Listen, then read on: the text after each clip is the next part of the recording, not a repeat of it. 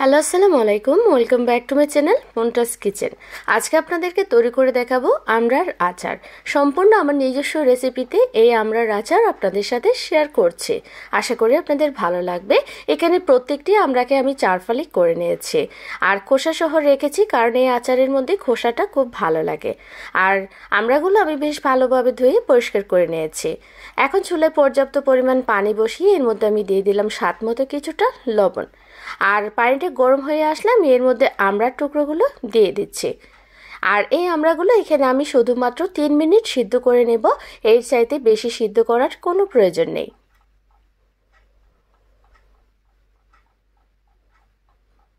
তো আমি এখানে আমড়াগুলো 3 মিনিট সিদ্ধ করে নিয়েছি। এখন আমড়াগুলো আমি এখান থেকে তুলে নিচ্ছি।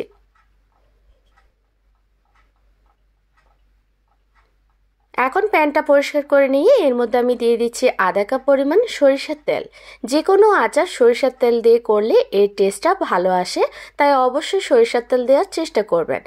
এখন তেলটা গরম হয়ে আসলে এর মধ্যে একটা তেজপাতা, 5টি এলাচ আর ছোট সাইজের 4-5 টুকরো দারুচিনি দিয়ে দিলাম। আর দিয়ে দিচ্ছি শুকনো মরিচ, আমি এখানে 3টি নিয়েছি আর মাঝখানে কাঁচের সাহায্যে কেটে দিয়েছি। আপনারা চাইলে আস্তেও দিতে পারেন। আর ঝালের পরিমাণটা আপনারা আপনাদের পছন্দ অনুযায়ী অ্যাড করবেন। এখন এগুলো আমি মিনিট খানেক ভেজে নেব।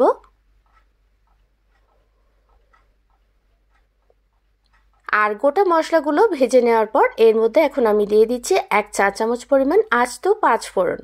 5 ফোড়নটা দিয়ে আমি জাস্ট 30 সেকেন্ড এটা ভেজে নেব। আর খেয়াল রাখতে হবে এটা যেন পুড়ে না যায়।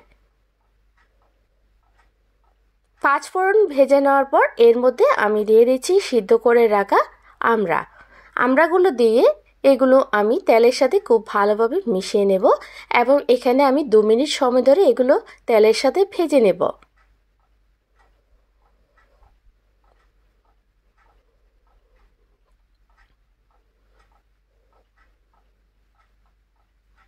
তো এখানে আমি 2 মিনিট সময় ধরে আচারগুলো ভেজে নিয়েছি। এখন এর মধ্যে আমি দিয়ে দিচ্ছি স্বাদ মতো কিছুটা লবণ। লবণটা একটু বুঝে শুনে অ্যাড করবেন, কারণ আমরা সিদ্ধ করার সময়ও আমরা এখানে লবণ অ্যাড করেছি। এখন এর মধ্যে আমি দিয়ে দিচ্ছি 2 চা চামচ পরিমাণ লাল মরিচের গুঁড়া। লাল মরিচের গুঁড়া দিলে কালারটা বেশ দারুণ আসে আর এই টেস্টটাও কিন্তু ভালো আসে। এখন এর মধ্যে আমি দিয়ে দিচ্ছি 1 চা চামচ পরিমাণ জিরা গুঁড়া আর দিয়ে দিচ্ছি আধা চামচ পরিমাণ সাদা গোলমরিচের গুঁড়া। আর এই আচারের মধ্যে আমি শুধুমাত্র গুঁড়া মশলা অ্যাড করেছি, 5 ফোড়ন গুঁড়া এর মধ্যে আমি অ্যাড করছি না। এখন মশলাগুলো দিয়ে আমি এগুলো আরও 2 মিনিট সময় ধরে ভেজে নেব, যাতে মশলার ফ্লেভারটা চলে যায়।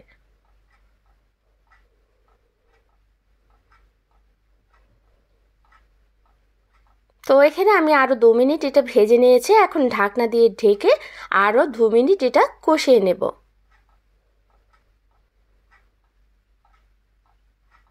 তো এরই মধ্যে কিন্তু আমার মশলার ফ্লেভারটা একদম পুরোপুরি চলে গিয়েছে।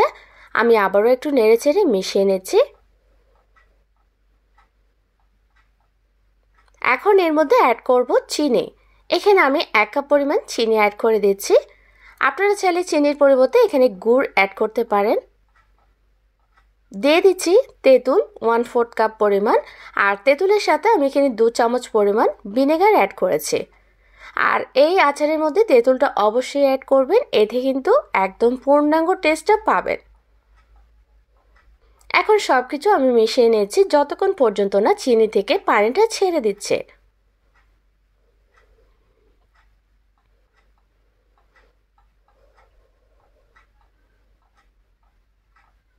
তো সবকিছু মিশিয়ে নিয়েছি, আপনারা দেখতেই পাচ্ছেন চিনি থেকে কিন্তু পানি বের হতে শুরু করেছে। এখন ঢাকনা দিয়ে ঢেকে এটা আমি 5 মিনিট এভাবেই রেখে দিচ্ছি।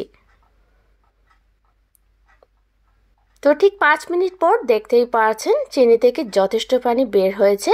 আমি আবারও একটু নেড়েচেড়ে মিশিয়ে নিচ্ছি।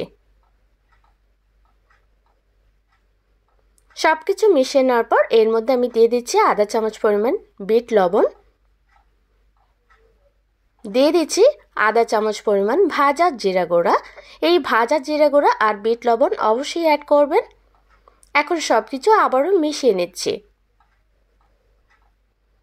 আর ফাইনালি এখন এটা আমি ঢাকনা দিয়ে ঢেকে দমে রেখে দেব ঠিক 15 মিনিট। তো ঠিক 15 মিনিট পর দেখতেই পারছেন আমড়াটা কিন্তু পুরোপুরি সিদ্ধ হয়ে গিয়েছে আর কালারটাও কিন্তু বেশ দারুণ এসেছে। আর এই আমড়ার আচার আপনারা বাসায় বানিয়ে সংরক্ষণ করে রাখতে পারেন বছর জুড়ে, যে কোনো কাচের জারে বা এয়ারটাইট বক্সে ভরে রেখে। তো আশা করি আপনাদের কাছে এই আচারের রেসিপিটা অনেক বেশি ভালো লাগবে। ভালো লাগলে অবশ্যই ভিডিওতে লাইক দিবেন এবং ফ্রেন্ডস অ্যান্ড ফ্যামিলির সাথে শেয়ার করবেন। আর আমার নিত্যদিনের রেসিপিগুলো পেতে অবশ্যই আমার চ্যানেলটি সাবস্ক্রাইব করবেন এবং পেজে লাইক দিয়ে ফলো করবেন। সবাই ভালো থাকবেন, আমার জন্য দোয়া করবেন। সামনে কোনো নতুন রেসিপি নিয়ে আবারও হাজির হব। টিল দেন ভালো থাকবেন। আল্লাহ হাফিজ।